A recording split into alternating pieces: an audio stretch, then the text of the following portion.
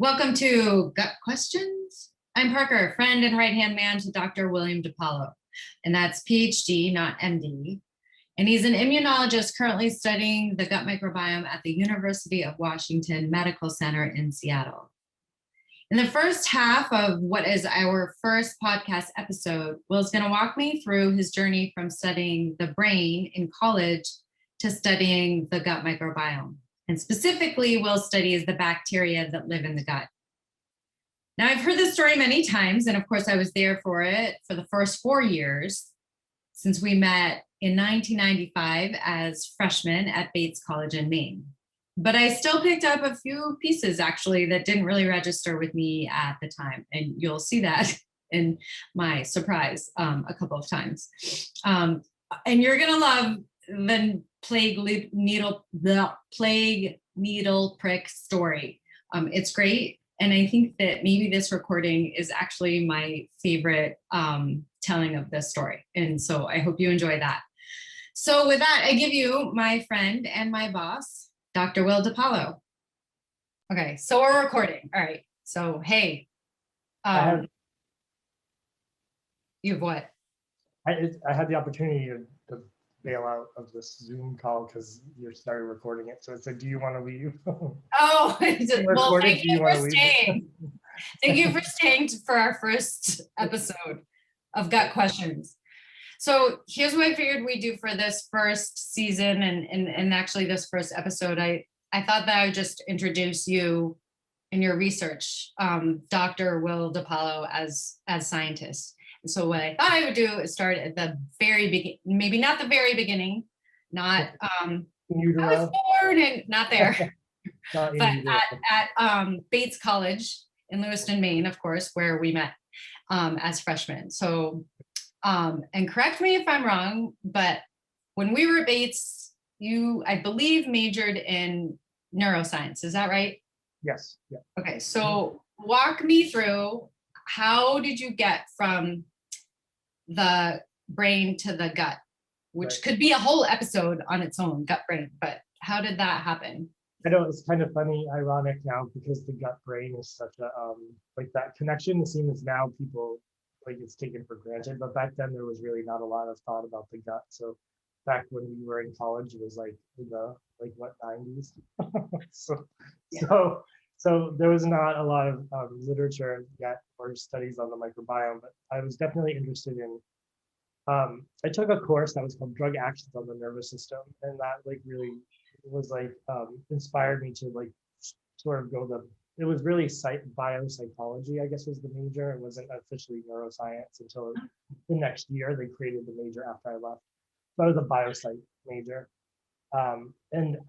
Wait. Yeah. Your major was biopsych. Yeah. I didn't know that. Oh, yeah, because they didn't do the neuroscience till the year following. Like it wasn't. Oh. Yeah. Did you have a minor? No, not really. No. I mean. But you did a lot of art history. I did a lot of medieval stuff, like, which is ironic because of how it like played out in my life going back to that. So at Bates, you have to, back in the day, I don't know if they still do this, but you had to take like, if you were a science major, you had to take a cluster, and they call them clusters, right? Of like really related humanities topics. So they had to be like 3 Shakespeares, like Shakespeare literature, Shakespeare in England, and like Shakespeare costumes or something like that. Like they had to like go together. And so I did fine in medieval art and architecture. And so I took like a couple art history courses, and then I took just a regular history course, and to study, the art in the Middle Ages, which like during my story we'll come back to why that's ironic now in the grand scheme of things, and I never realized it until just now. Till this moment. Right. We're having an aha moment.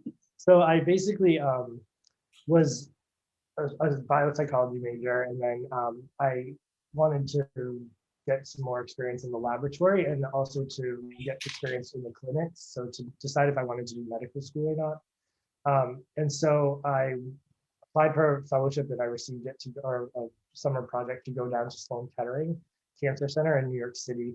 And I got to work there through the summer on a vaccine project, which a cancer vaccine project, again, ironic. So we were using dendritic cells pulsed with prostate cancer antigens to try to see if we could induce killer CD8 T cell responses, and thus creating like a prostate cancer vaccine that would like you would inject it and it would go and kill the cancer. And so the great thing there was I got to work with Ralph Steinman, who was basically discovered the dendritic cell, and he also won the Nobel Prize a few years back, along with a couple other immunologists. But I got to work with him, who who ended up he was working on these sort of cancer and dendritic cell models as well, and it was just really a great experience to learn something from the man who discovered sort of dendritic cells.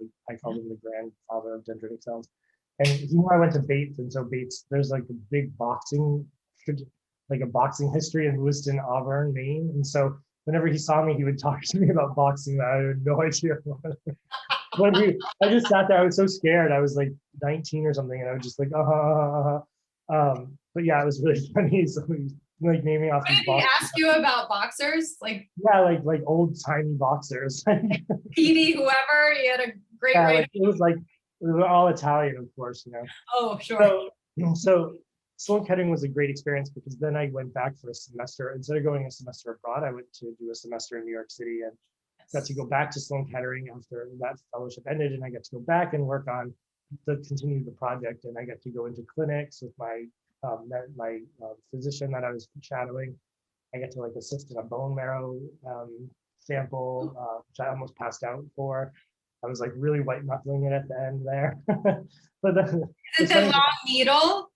Oh my God, it's like drilling into their pelvic bone with an apple core. Okay. And so I hadn't had breakfast, and so they made me hold the tray, the sterile tray. And I was holding it, and I was starting to break out in a cold sweat. And I was like, if you pass out, you're gonna ruin everything. I'll start over. So I was like white knuckling it, and then they finished. And like the doctor that was doing it, my doctor that I shadowed was like this tiny little woman, and so she was like up on like all her weight onto this core or into this guy's pelvic bone. It was like, sure. So I was like, oh. So she's like, okay, we're done. And she took the tray from me, and I'm like, excuse me for 1 second. And I like went into the bathroom, the patient's bathroom. Oh. And I was like splashing water on my face. And then in the hallway, she goes, so you almost passed out there, didn't you? And I was like, yeah. She goes, but you didn't, and that's what counts. So, but even though that was a fun experience, being in clinics was miserable. I hated it. So yeah. I didn't like dealing with the patients' families, which sounds really awful. Oh, that's hard. Like it's just hard because when you're dealing with, it's a lot of emotions and a lot of things like that, and then you have like the hospital administration that has you can only allocate so much time with the patient, and then you go over, then they're up your ass, and so I just saw another side of science, like medicine, that I didn't really like, but I did like the research. And so because I was doing the immunology there, which was working with dendritic cells and looking at T cells, I decided that when I went back to like finish up Bates, I did some more immunology work, and then I went and pursued a PhD at Northwestern University Feinberg School of Medicine in downtown Chicago in their immunology program. So it was like an interdisciplinary program, but I majored in immunology and microbial pathogenesis.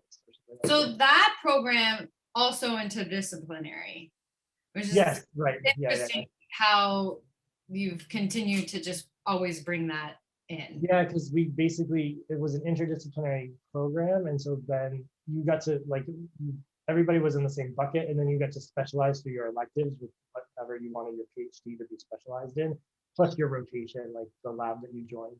Right. So I ended up joining a lab with William Karpus, and he worked on chemokines, which are like these small molecules that tell your cells where to go in the body. So they're kind of like traffic signals and the roadways or whatever. I like that. So, and we worked in models of multiple sclerosis. So I was working on an animal model of MS, treating them with oral antigens. So basically what I was doing was I was doing oral tolerance, which is when you take a protein in a large bolus and you give it to an animal or a human. And if you have any T cells that are reactive against that protein, it turns them off or it deletes them.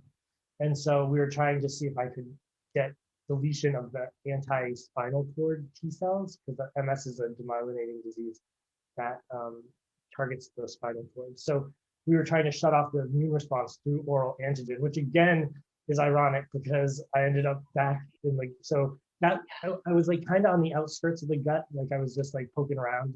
I was the first one to, in my labs, like isolate Peyer's patches and like all these gut tissues and things like that. And then 9/11 happened, and all of a sudden, all the world became, afraid of biological warfare and chemical warfare and all this. And I was just about ready to graduate, and I had my PhD in immunology and microbial pathogenesis, but I realized I didn't know anything about microbes. So I haven't even grown anything. So I ended up looking for postdocs in really hardcore microbiology labs. And I found an Olaf Schneeland, who was at the University of Chicago. So on the south side of Chicago, the sort of antithesis to Northwestern, which is a beautiful, magnificent mile. And then you have University of Chicago, which is like not in the best area, but it's a beautiful campus and like a ring of fire. But no, you know what? I actually drove down with you there once. I remember that. You drove along the lake, right? Yeah, you drive down. Yeah, like you can cut in real fast and then you get out. Yeah. So you don't want to be there after dark.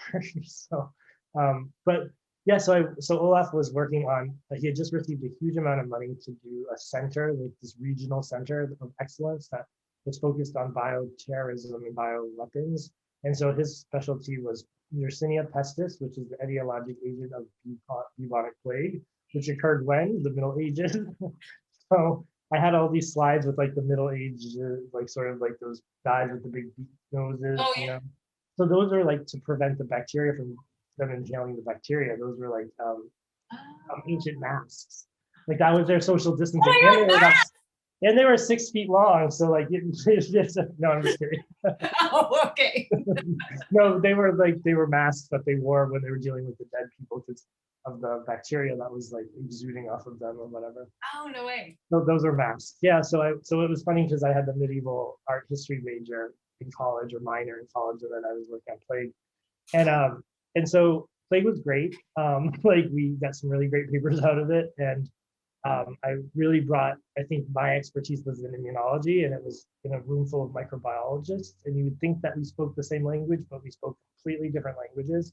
So early on, it taught me how to be able to appreciate other opinions and like to try to read between the lines of what they're saying, because I know they're making a good point, but it's not like immunologically sound.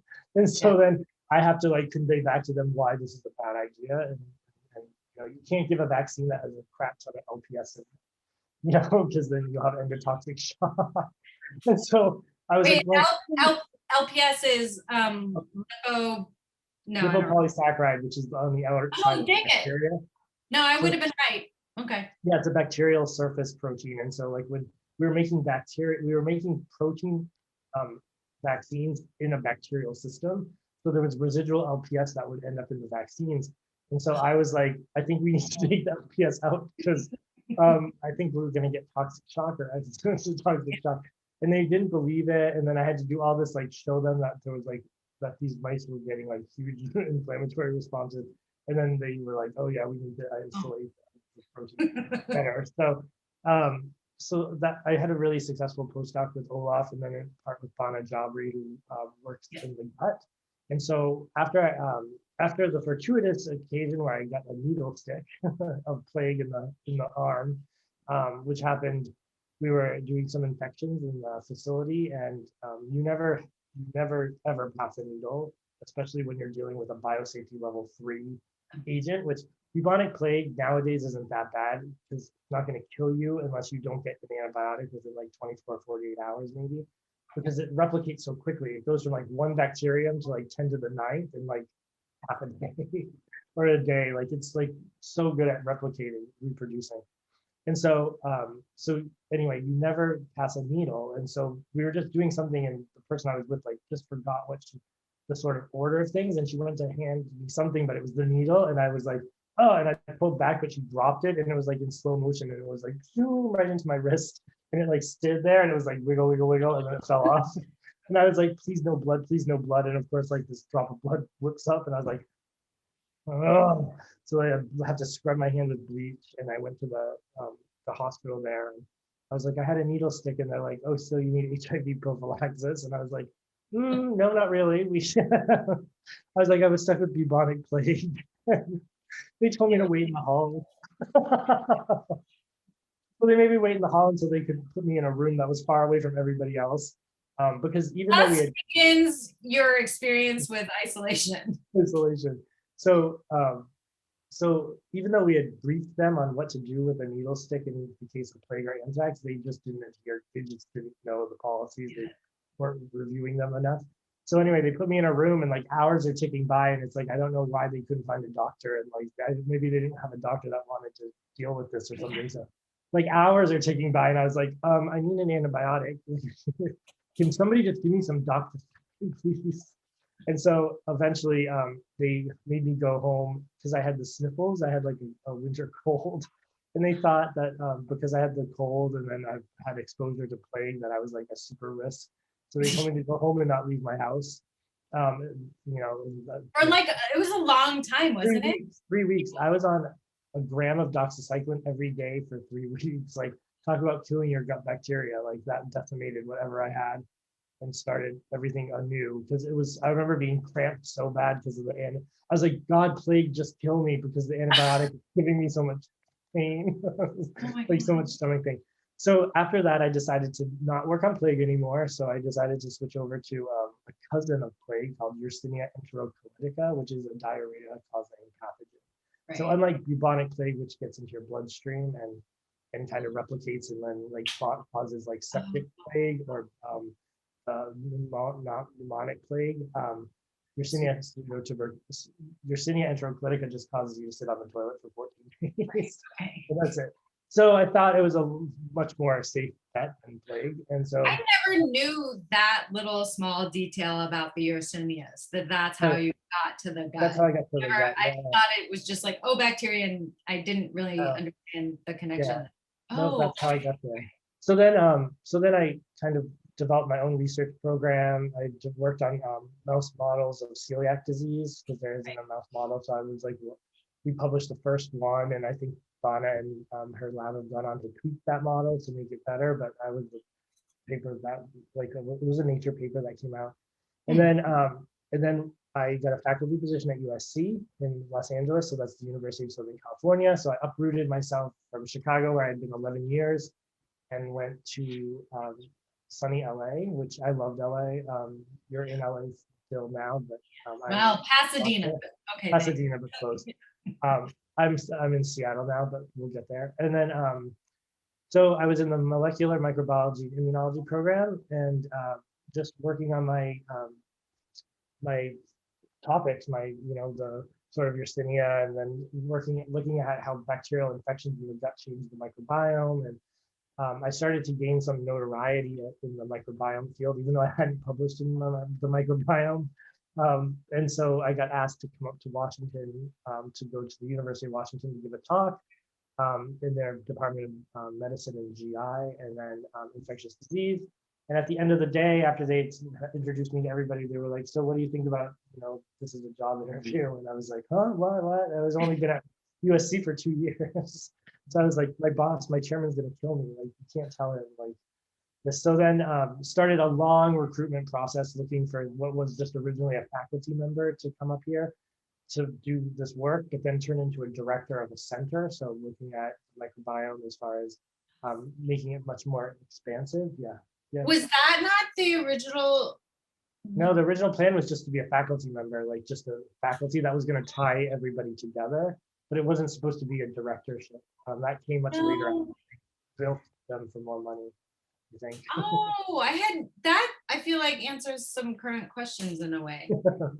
So then in 2017, I moved up to UW, or moved up to Seattle in Queen Anne, where I have a house and a dog.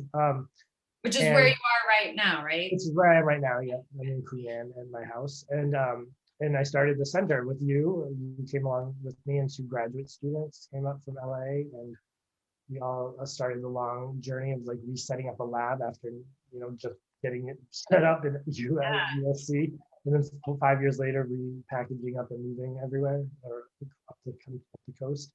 So then, and really my research program has like, so it was, I would say it was like 80% animal work, like 80% mouse studies at USC and before that. And then really what switched over was once we got up here to University of Washington, now I would say it's like 90% human studies, 10% animals. Like we barely are using animals to do any of our research. Like we've just decided to really switch over to like much more clinically relevant. And I've noticed that the animal costs are down, so that yeah. Well, that was our first episode. Did you like the needle prick story? I hope so. And I hope you find Will as interesting and fun as I do. So in the second half of this first episode, introducing Will, we'll get into starting CMIST, the Center for Microbiome Sciences and Therapeutics, where Will serves as director and I'm the communications specialist. Although I think a more accurate title is right-hand man to Will. And he'll also touch on a little bit of the research in his own lab, DiPaolo Lab.